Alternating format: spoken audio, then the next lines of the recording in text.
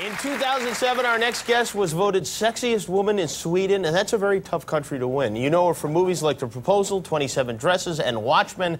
Her latest with Vince Vaughn is called Couples Retreat. Please say hello to Malin Akerman.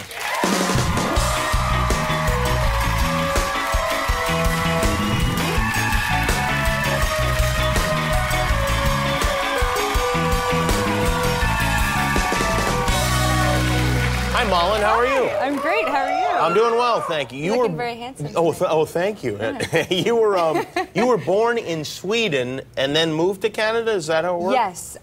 Moved there on my own at 2 years old. Do you feel more Swedish or Canadish? A little bit of both Canadish and Swedish.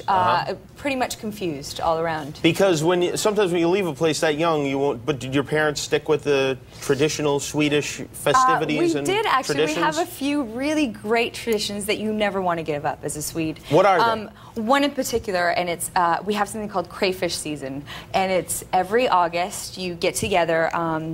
And it's a really great excuse just to get wasted, pretty much. But you eat crayfish and you drink schnapps, which is like 40% alcohol. And you drink with like cousins who are like 6 years old to your grandparents who are in their 80s, which is fantastic. Yeah. And everybody gets around and you make just a huge pot of these things. And there's barely any meat at all in those crayfish, right? Barely, yeah. So that's how you get really wasted. I mean, you stuff your face with as many as you can, but it's kind of hard because, you know, it's not like IKEA where you put things together. You actually dismantle them, and it takes a really long time. Interesting. But you have to. But the trick is that you have to actually sing a song every time you take a schnapps. You're not allowed to pick it up and drink it, or you'll get your throat cut.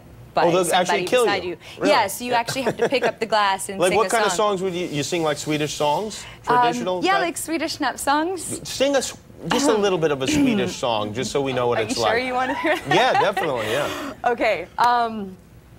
Helan går, sjung hopp för alla la lej. Helan går, sjung hopp för alla lej. Och den som inte helan kan det inte halva.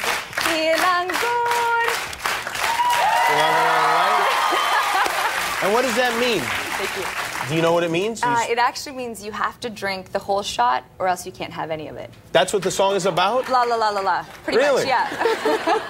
It's fantastic. Now, where do you stand on one of my favorite things, Swedish fish? Oh my God! Do they have these in Sweden?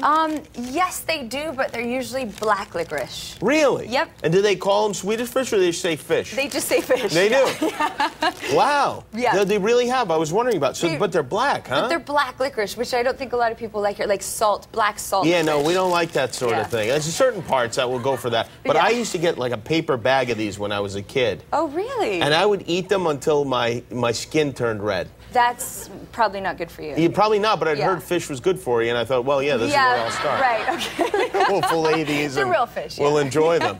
What about Swedish meatballs? Do you think that the reason Swedish women are so beautiful and shapely is because their meatballs are so much smaller than ours? Yes, I'll just say yes to that. You do. Absolutely. Right. That's why our meatballs are a little smaller too. Oh, I got you. But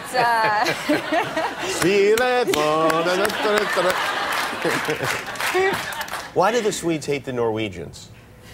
why do they hate them? Yeah. Because they messed up our language. Oh, really? Yeah, they took it and then they mixed it up and it just sounds weird. And do they really hate them? Because I just made that up. We kind of have a rivalry going on. There is some bad blood there? There's some bad blood, yeah. Now, you married an Italian. I did. From Italy, an Italy-Italian. An Italy-Italian, yes. Who didn't speak any English when you guys met. Not a word, which was great. It was good? It was fantastic. What is good about that? It's great because you don't understand a thing he says, and it just sounds so good when he comes out of his mouth. And then, you know, recently he started learning English, but we were already married, so I couldn't do anything about it. So I'm stuck. Really? Yeah, but what if you found out afterwards, like, he was really dumb or something? Like, you're like, oh, wow, it turns out he's dumb. I guess thank God for divorce, He's been right? saying dumb things in Italian the whole time. Yeah, that would really suck. And then you went and met his parents, who I'm guessing also didn't speak English? Not a word of English, but, you know, it's really great because Italians are so expressive. So, you know, in the beginning of our relationship, he'd basically, he'd pull up in a car and just go, I go, oh, well, that means I should probably get in. And then we'd pull over at the side of the road, and I go, okay, well, I guess we're going to make out now is probably what that means. So it was kind of the same thing with his parents. You know, I didn't understand a word, and they're kind of gesticulating, and there's food on the table, so I'm going, I should probably eat. And then another plate came, and I ate again, and another plate, and I ate. So I ate everything because it's really good, but I don't want to offend them. And she was so excited. His mom was? Yeah, she was so excited. We had to go to the neighbor, and she knocked on all the neighbors' doors and just goes, look, she's so skinny, and she eats. She eats. Really? That's all she cared about. She brought you around for show and tell in the neighborhood?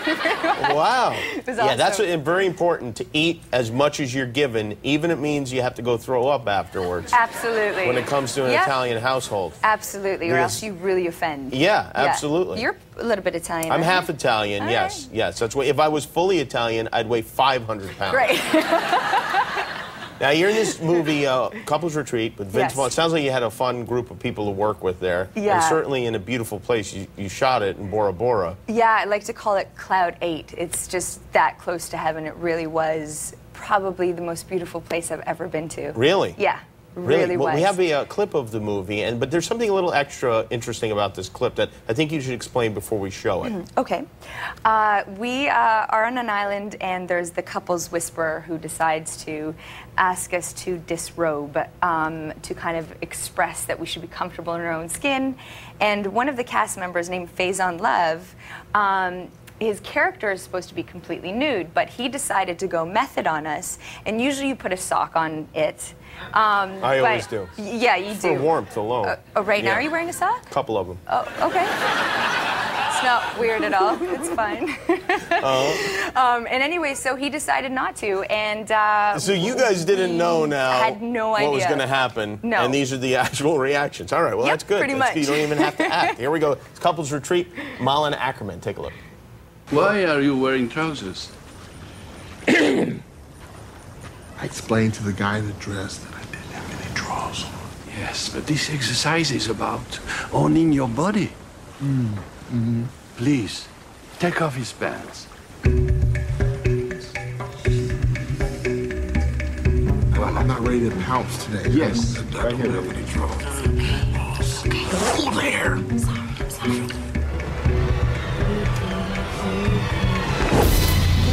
Voila! Wonderful! Is his junk out? Yep.